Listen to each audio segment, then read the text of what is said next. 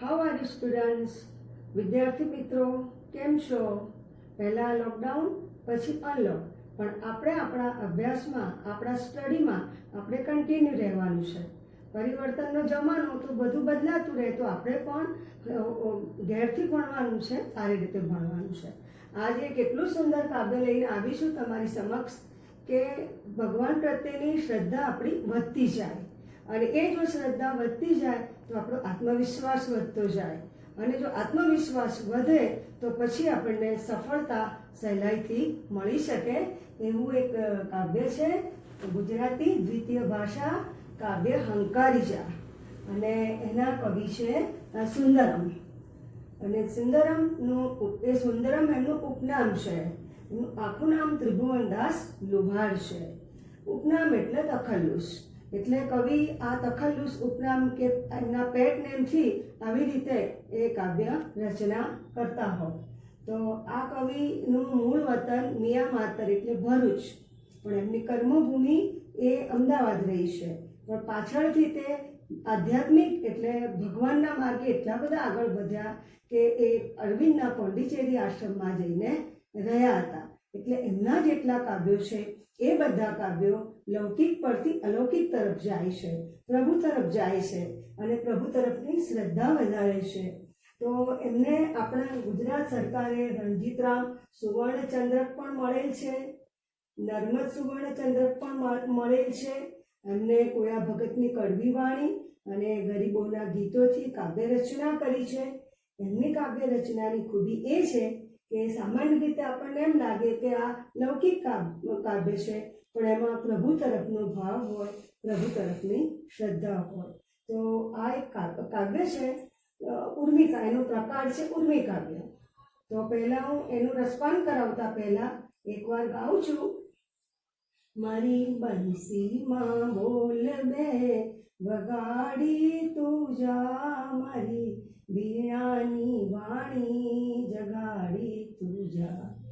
ઝંઝાના ઝાંઝરને પહેરી પધાર પિયા, કાનના કમાડ મારા ખોલી તું જા. ઓઢેલી પાપણના પડદા ઉગાડી જરા, સોનેરી સોણલું બતાડી તું જા, મારી વીણાની વાણી જગાડી તું જા. સુની સરિતાને તીર પહેરી પિતંબરી, દિલનો દડુલો રમાડી તું જા. ભૂખી શબરી ન મોર બે એક આરોગીને, જન્મ ભૂખીને જમાડી તું જા, મારી વીણાની વાણી જગાડી તું જા. ઘાટે બંધાણી મારી હોડી વછોડી જા, સાગરની સેરે હંકારી તું જા. મનના માલિક તારી મોજના હલે છે, ભાવે ત્યાં એને હંકારી તું જા, મારી વીણાની વાણી જગાડી તું જા. મારી બંસીમાં બોલ બે વગાડી તું જા, મારી વીણાની વાણી જગાડી તું જા. હવે અહીં કવિ કહે છે મારી બંસીમાં બોલ બે વગાડી તું જા. હવે બંસી એટલે કઈ બંસી? કે આપણા મન હૃદય રૂપી બંસી. તો એ કૃષ્ણ અને એમની મુરલી, કૃષ્ણ અને વાંસળી એકબીજાથી અવિભક્ત છે. ક્યારે પણ વ્રજના કૃષ્ણને મુરલી વિના કે વેણુ વિના કે વાંસળી વિના કલ્પી શકાય નહીં.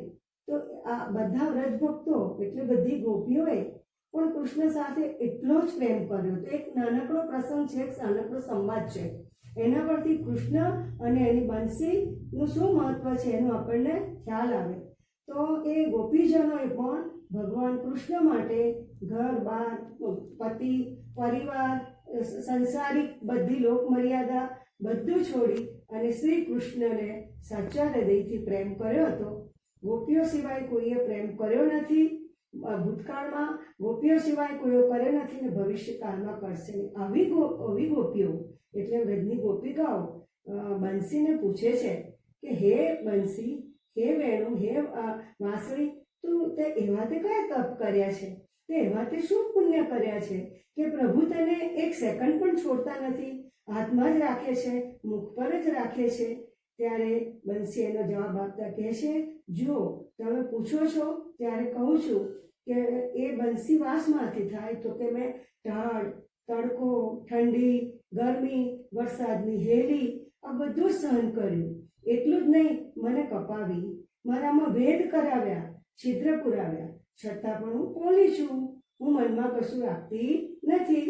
પ્રભુ મને જે સૂર પૂરે એ મેં તો કરું છું. મારું એમાં તો આ રૂપક પરથી આપણે એવું સમજવાનું છે કે આપણે પણ નિખાલસ હોઈએ, જે દિલમાં હોય બહાર કહીએ તો પ્રભુ આપણો પણ સ્વીકાર કરે. તો આવી કવિ આવી બંસીને કહે છે કે મારી બંસીમાં બોલ બે વગાડી તું જા. એટલે કવિ સુંદરમ કહે છે કે મારા મન હૃદય રૂપી બંસી છે એ તું વગાડી જા.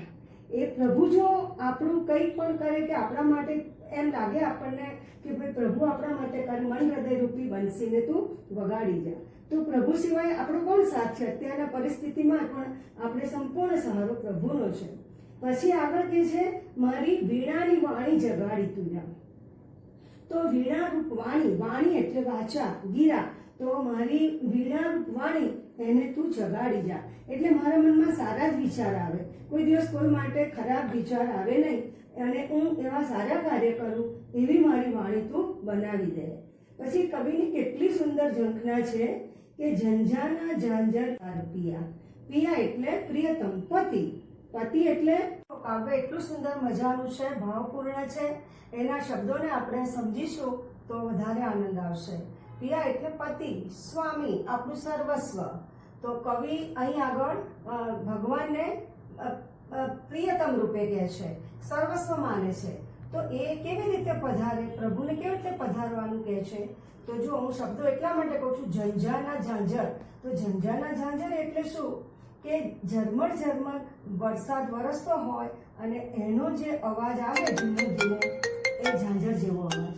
તો હે પ્રભુ, એવા ઝાંઝર પહેરીને તું મારે પધાર, અને હું સૂતો હોઉં કે હું સૂતી હોઉં તો મારા કાનના કમાડ ખોલી જા, મારા કાન રૂપી પડ્યા કાન ખોલી જા, અને એમાં તું તારું ગીત સંભળાવ, એ તે તારું તું ગીત સંભળાવ. પછી એ કેટલી સુંદર કલ્પના કહેવાય કે પ્રભુ કેવી રીતે પધારે? તો ઝંઝાના ઝાંઝર. જો ઝાંઝર પહેરતા હોય તો માથે મુગટ હોય, વૈજયંતી માલા હોય, કાનમાં કુંડળ હોય, એવા પ્રભુ રૂમઝૂમ કરતા પધારે, અને મારા કાન રૂપી કમાડને ખોલી જા, અને તું એવું સુંદર મુરલી વગાડી જા કે એવી વાત કરી જા કે મારું જીવન સફળ થઈ જાય. પછી આગળની પંક્તિમાં શું કહે છે? પોઢેલી પાપણના પડદા ઉઘાડી જરા, સોનેરી સોનલું એટલે સ્વપ્ન. પોઢેલી પાપણના પડદા ઉઘાડી જરા, સોનેરી સોનલું બતાડી તું જા, મારી વીણાની વાણી વગાડી જા. પોઢેલી પાપણ તો સ્વપ્ન ક્યારે આવે આપણને? સૂતા હોઈએ ત્યારે આવે. તો અહીં કવિ શું કહે છે કે ભાઈ મારી પાપણને તું થોડી ખોલી જા, અને તું એવું સુંદર મજાનું સલોનું સ્વપ્ન બતાવી જા કે મને દિવસ તો સારું જાય પણ મારું જીવન પણ સાર્થક થાય, એવું તું મારા જીવનમાં કંઈક એવું હેતુ કે એવો અર્થ મૂકી જા કે મારું જીવન એવી રીતે સારી રીતે પસાર થાય. વિદ્યાર્થી મિત્રો, સૂતાય સ્વપ્ન જોવાય છે અને જાગીને પણ જોવાય છે. સૂતેલા સ્વપ્ન એ સાકાર કરવા હંમેશા આપણે કટિબદ્ધ રહેવું પડે છે, જાગવું પડે છે. આ પણ આપણે ધ્યાન રાખવું પડે. પછીની પંક્તિમાં શું કહે છે? સૂની સરિતાને તીર પહેરી પીતાંબરી, દિલનો દડુલો રમાડી પૂજા. અહીં સૂની સરિતા એટલે શું? સૂની સરિતા એટલે માનવ જાતની એકલતા. સંસાર રૂપી આ સમુદ્ર છે, એમાં ઘણી વખત માનવને એવું લાગે છે, આપણને એવું લાગે છે કે આપણે એકલા છીએ, આપણો કોઈ આધાર નથી. તો કવિ એવું કહે છે, કવિ સુંદરમ કહે છે કે મારી સૂની સરિતા છે, કોઈ નથી. તો તું ત્યાં આ પધાર. અને કેવી રીતે પધાર? ફરી પાછું કહે છે, એમના પહેરવેશનું પરિવેશનું વર્ણન કરતા કહે છે કે પહેરી પીતાંબરી. હંમેશા ભગવાન કૃષ્ણ બાલકૃષ્ણ પીળું પીતાંબર પહેરે, જરકસી જામા પહેરે, તો પીળું પીતાંબર એ પ્રેમનો કલર છે. ફરી પાછો એ જ વેશ પહેરીને તમે આવો, પ્રભુ મારા દિલને મારા મનને શાતા આપી જાઓ, શાંતિ આપી જાઓ, બે ઘડી મને તમારી અનુભૂતિ કરાવી જાઓ, એવું કવિ ઈચ્છે છે. તો કવિ સાથે આપણે પણ ઈચ્છીએ કે આપણા જીવનમાં પણ પ્રભુ એવી રીતે પ્રવેશ કરે. પછીની પંક્તિમાં કહે છે, ભૂખી શબરીના બોર બે એક આરોગીને જન્મ ભૂખીને જમાડી તુજા. હવે જ્યારે શબરીની વાત નીકળી છે તો આપણે હમણાં જ રામાયણ જોયું છે. તો એ રામાયણમાં શબરી એ માતંગ ઋષિને ત્યાં રહેતી હતી. શબરીની વાત નીકળી છે ત્યારે હાલમાં આપણે બધા જ રામાયણ જોયું છે અને એ રામાયણના પ્રસંગો ફરી તાજા થયા છે. શબરી એક સ્ત્રી હતી, અભણ હતી, છતાં પણ એને મનથી જ ભગવાનને પામવાની નાનપણથી જ બાળપણથી ઈચ્છા રહેતી હતી, એક ઝંખના હતી. એટલે એને ઘર છોડી અને માતંગ ઋષિના આશ્રમમાં આવી. મોટાનો સાથ તે સત્સંગ મળી જાય તો પ્રભુ સુધી પણ પહોંચાડી દે, એનો જીવંત દાખલો શબરી. તો શબરી એ માતંગ ઋષિને ત્યાં સેવા શુશ્રૂષા કરતી હતી, પણ એને મનથી એક અભિલાષા હતી કે મને મારા રામ ભગવાનના દર્શન કરવા છે. તો પછી હંમેશા એ કાયમ માટે આખી જિંદગી યુવાની પણ એની ત્યાં ગઈ અને વૃદ્ધાવસ્થા પણ આવી અને હંમેશા આશ્રમને વાળી જોડીને સાફ રાખતી, પછી ફૂલ પાથરતી, પ્રભુની રાહ જોતી અને ઋતુ અનુસાર ફળો લાવી અને રાખતી કે મારા પ્રભુને આ ફળો સારા લાગશે, એટલે એ એવા લાવતી કે જેમાં મીઠાશ હોય, ફિક્કા ના હોય એવા ફળો ચાખીને લાવતી. એ શબરીની વાત અહીં કવિએ કરી છે. તો પછી ભૂખી શબરીના, તો ઘણી વખત શું હોય કે ઘણાને જમીને આપણે જમી એની તૃપ્તિ થાય, પણ ઘણાને શબરી જેવાને ભાવ ભૂખ્યાને જમાડીને, પ્રભુને ભોગ ધરાવીને, આરોગાવીને, અથવા તો આપણે ત્યાં મહેમાન આવ્યા હોય એમને સારી રીતે આપણે મહેમાનગીરી કરીને જમાડીએ, એનાથી સંતોષ થાય. એ તો એને પરિતૃપ્તિ થાય જમાડીને. તો અહીં કવિ કહે છે કે શબરીની એવી ઈચ્છા હતી કે પ્રભુ મારે ત્યાં રામ આવે અને એની ઈચ્છા પૂર્ણ કરી અને એમના એઠાબોટ પણ ભાવથી પ્રભુએ આરોગ્યા અને પછી નવધા ભક્તિનો આદેશ પણ આપ્યો. તો કવિ સુંદરમ કેટલી મોટી ભાવના સેવે છે કે તું શબરીની જેમ શબરીની ઈચ્છા પૂરી કરી એવી રીતે તું આ અને મારે ત્યાં કંઈક પણ ધરું કે પણ ભાવથી તું કંઈક લઈને જા, આરોગીને જા, એવી કવિની અહીં અભિલાષા છે. છેલ્લે કવિની શી ઈચ્છા છે? ઘાટે બંધાણી મારી હોડી વછોડી જા, સાગરની શેરે હંકારી તુજા. અહીં એમ કે છે કે ઘાટ એટલે કયો ઘાટ? આ સંસાર રૂપી ઘાટ. એમાં આ માનવ જીવન આપણી હોડીરૂપ છે. એને હે પ્રભુ તું છોડી જા, તારી ઈચ્છા પ્રમાણે તું લઈ જા અને સાગર તું જ એનું કાવ્યનું હેડિંગ આવી ગયું, હંકારી જા. તો મારી જીવન રૂપી નૈયા છે એ બધું તારે આધારે જ છે. તું મારો મનનો માલિક છે. મનના માલિક એટલે સ્વામી, એટલે પરમેશ્વર. તું તારી ઈચ્છા પ્રમાણે, તારી મોજ હોય તે પ્રમાણે તું મને ફાવે ત્યાં એને હંકારી જા, તું લઈ જા. કારણ કે આપણે આત્મા છીએ અને પ્રભુ પરમાત્મા છે. આત્મા એ પરમાત્માથી વિખૂટો પડ્યો છે. તો કોઈ પણ જ્યાંથી વિખૂટા પડ્યા હોય ત્યાં જવાની ઈચ્છા હોય તો કવિ સુંદરમ કહે છે કે મારા આત્માને હે પ્રભુ તારી સમીપે લઈ જા, તારી ઈચ્છા હોય ત્યાં લઈ જા. મનના માલિક એટલે સ્વામી, પરમેશ્વર, ઈશ્વર, તારી ઈચ્છા પ્રમાણે તું લઈ જા. વળી અહીં જન્મ ભૂખીને ફરીથી એક વખત આપણે જોઈ લઈએ તો પ્રભુને જમાડવાની ભૂખ, તીવ્ર ઈચ્છા અને પ્રભુના સિવાય પ્રભુના બનાવેલા માનવોને પણ કંઈક જમાડવાની, આપવાની. આપણે ત્યાં અતિથિ આવ્યા હોય તો અતિથિ દેવો ભવ, એવી ભાવના પણ અહીં કવિએ સેવી છે.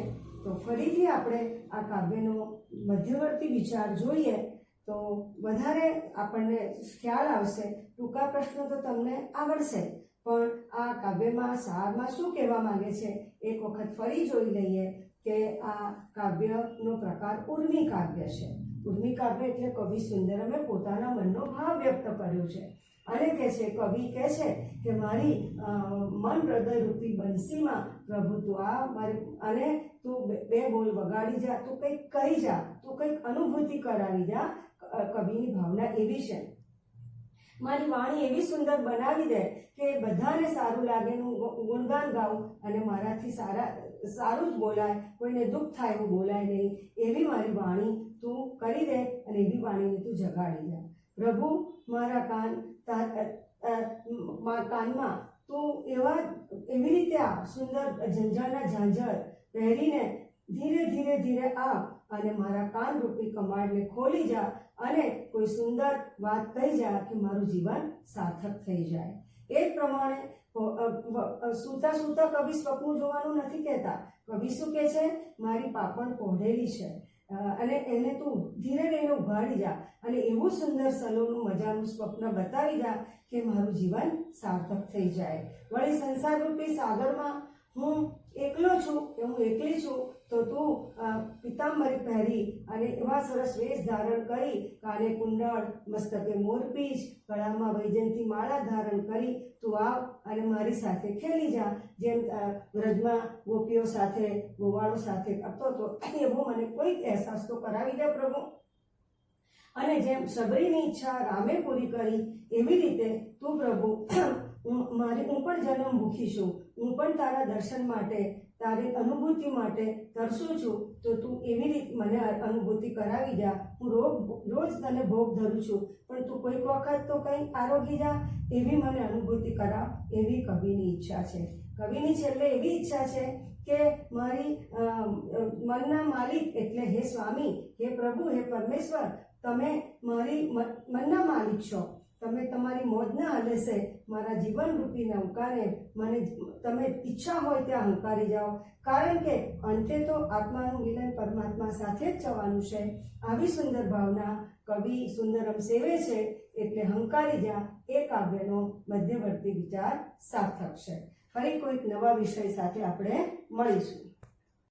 આપણે હંકારી જા એ કાવ્યનો રસ દર્શન કર્યું, પણ હવે તમે 12th સ્ટાન્ડર્ડમાં કવિ પરિચય, એમનું ઉપનામ, એમને કયા એવોર્ડ્સ મળ્યા છે, આ પ્રશ્નો પૂછાતા હોય છે, એટલે આપણે એ પણ કરવા પડે. તો કવિ ત્રિભુવનદાસનું ઉપનામ કયું છે? તો કવિ ત્રિભુવનદાસનું ઉપનામ સુંદરમ છે. દરેક કવિ પોતાનું પેટને ઉપનામ કે તખલ્લુસ એ રાખતા હોય અને એનાથી એક કાવ્ય લખે. એટલે તમારા પાઠ્યપુસ્તકમાં કવિ કે લેખકના લગભગ નામ અને ઉપનામ અને એમનું વતન, એમને કયા એવોર્ડ્સ મળ્યા છે, આ કાવ્ય શેમાંથી લીધું છે, એવા પ્રશ્નો પણ આવી શકે છે.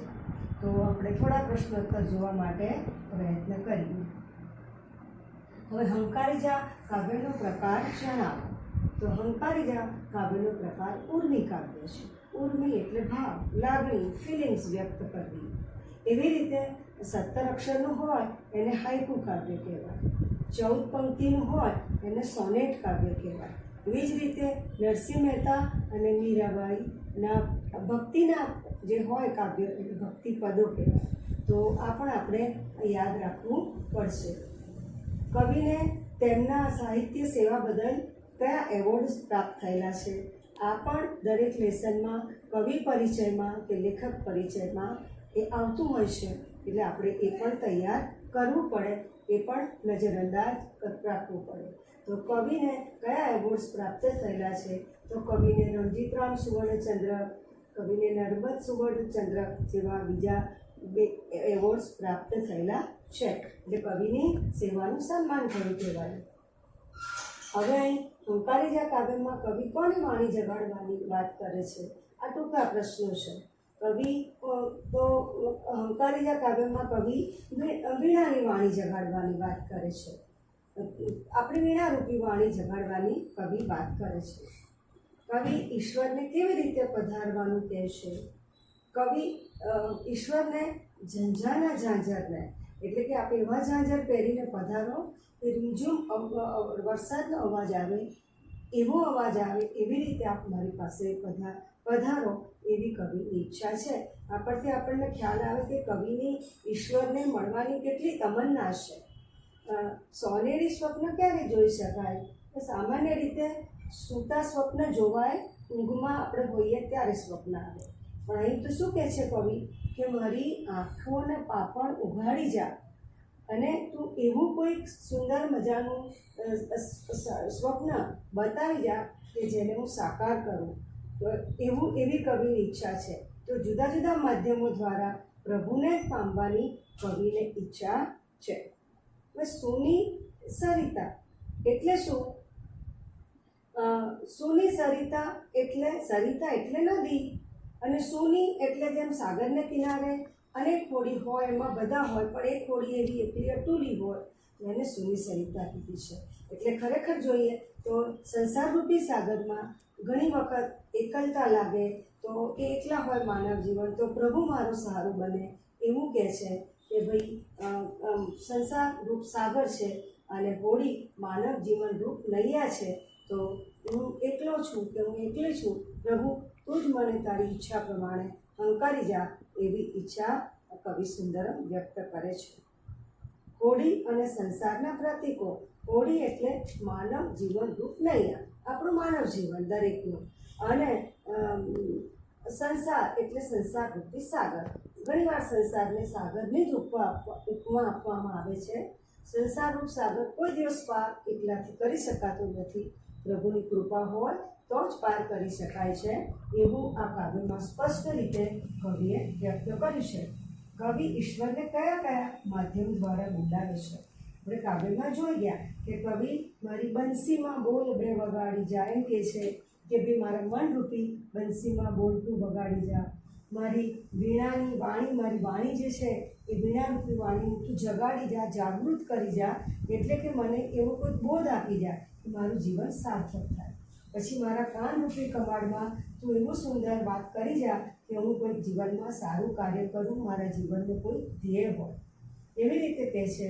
અને પછી આગળ કહે છે કે તું મારો જન્મભૂખી, એટલે શબરીને જન્મભૂખી કેમ કહી? તો કવિ ભગવાનના દર્શનની ભૂખ હતી શબરીને, એ વસ્તુ. અને બીજું પ્રભુને કંઈક જમાડું, કંઈક આપું. તો માનવ જીવનમાં દરેકને એવી ઈચ્છા હોય. કવિ પોતે કહે છે કે એવી ઈચ્છા રાખવી જોઈએ કે પ્રભુને આપણે ધરીએ અને પ્રભુના બનાવેલા માનવીને પણ આપણે કંઈક ને કંઈક અર્પણ કરીએ, આપણાથી એમને સંતોષ પામીએ. તો આ માધ્યમો દ્વારા કવિ જણાવે છે. અને છેલ્લે કવિની અંકારી જા ઈચ્છા એટલે કે દોરી જા, લઈ જા.